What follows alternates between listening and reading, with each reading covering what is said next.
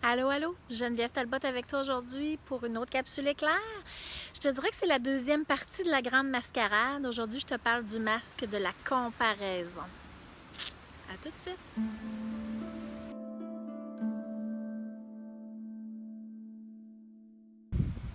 La comparaison, on est très bon comme être humain là-dedans pour se comparer. En ce moment, je suis un petit peu dans le bois, pas tant. Je suis très en ville en même temps, je suis sur le bord de l'eau, mais je suis en train de me dire, les arbres, je sais pas quelle sorte d'arbre qu'il y a ici, un érable, probablement un merisier à côté, je suis pas sûre. Ils se comparent pas entre eux autres. Tu sais, l'érable, là, l'automne, hey, c'est-tu le plus beau, moi, je trouve? Les feuilles rouges, oranges, c'est sûr que le sapin à côté, il est pas mal vert à l'année, tu sais. Mais ils se comparent pas entre eux. Ils sont ce qu'ils sont. Puis c'est le fait qu'il y a du vert et des couleurs qui fait qu'on peut apprécier les deux. Le fait qu'on se compare, c'est qu'à quelque part, en dedans de nous, on se compare avec ce qui nous manque.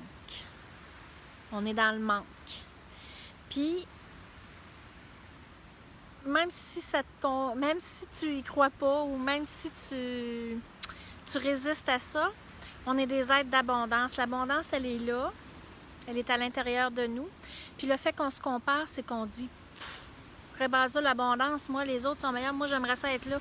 Ah, lui, elle est chanceuse, elle a du succès, c'est une bonne mère, elle est calme. On se compare tout le temps, tout le temps, tout le temps, souvent, trop souvent. Et le fait que je me compare, ben, j'alimente ce manque-là. J'alimente le doute à l'intérieur de moi, l'insécurité, la culpabilité.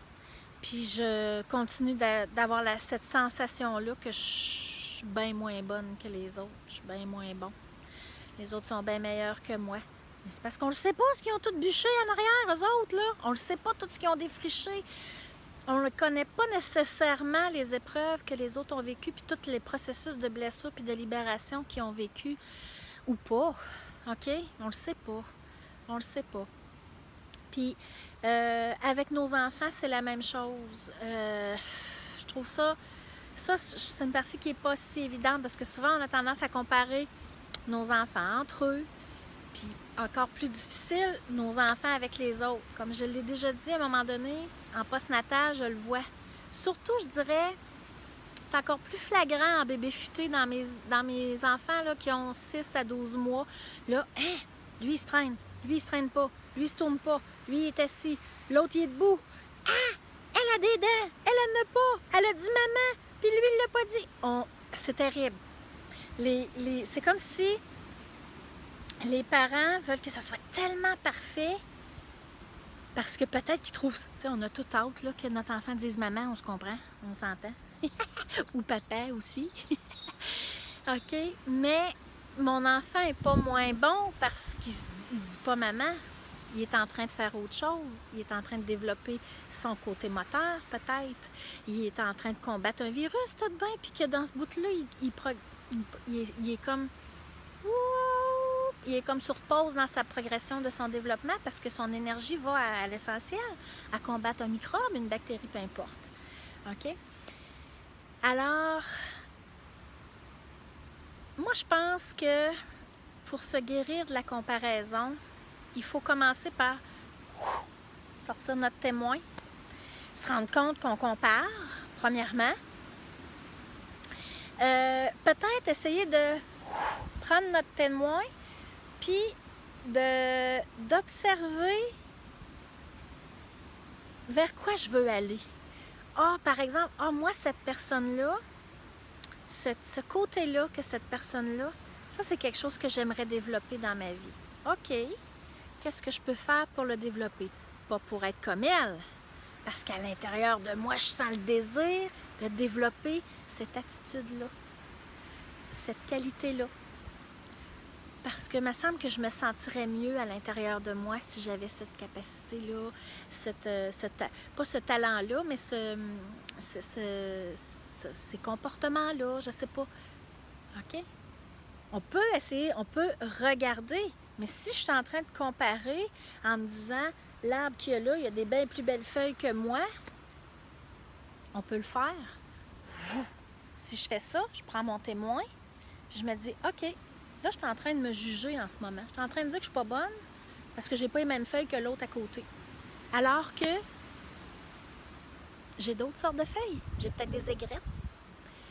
J'ai peut-être d'autres choses. J'ai autre chose, en fait. Mais ça, quand on se compare avec ce qui nous manque et non avec ce qu'on a déjà. Et on oublie la gratitude de dire « Hey, moi, mes aigrettes, je suis fière de ça parce que tabarnouche, dans le temps des fêtes, un beau sapin, ça a sa place. » Comprenez-vous l'image? J'essaie de vous imaginer ça un peu, là. Mais si on était toutes pareilles, ça serait drôle. Et que ça serait plate. Mon père, il disait « Ça prend toutes sortes de monde pour faire un monde. » Vous avez peut-être déjà entendu ça aussi. Il disait ça vraiment souvent. Particulièrement quand il y avait quelqu'un qui l'irritait, je dirais. Mais moi, je le vois dans le sens positif. Ça prend toutes sortes de monde pour faire un monde. Tout le monde avec ses qualités et ses différences, c'est hot. Mais moi, je contribue à ce monde-là avec mes qualités, puis mes différences, puis mon unicité. C'est ça qui fait la beauté de la chose. Puis tes enfants, c'est la même affaire. Chaque enfant a son unicité. Ils ont des ressemblances, des fois, physiquement, des ressemblances dans leur façon d'agir, des ressemblances dans leur façon de réagir, de se comporter, de faire face aux défis. Ils ont toutes leurs différences. Puis c'est ça qui est hot. Puis je vous dirais, je suis pas en train de vous dire de faire plus d'enfants, mais je vous dis que moi, j'en ai 4. Puis c'est le bonheur d'en avoir 4 parce qu'on a à dealer avec toutes ces différences-là. Puis on a à dealer avec moi, je ne serai pas la même personne demain exactement pareil. J'ai à dealer avec les changements de qui je suis aussi. Donc, est-ce que tu as tendance à te comparer avec d'autres parents? Est-ce que tu laisses la comparaison te miner, je vais m'éloigner, mais tu sais, te drainer vers le bas?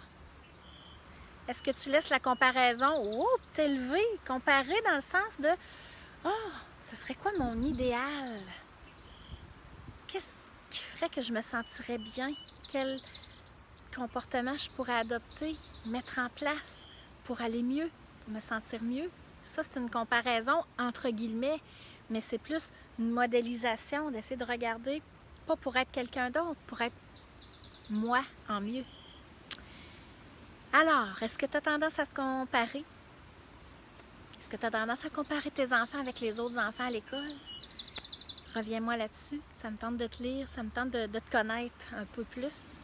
Donc, d'ici là, je t'embrasse fort. Je te fais un beau colleux. Puis je te dis à bientôt. Bye bye.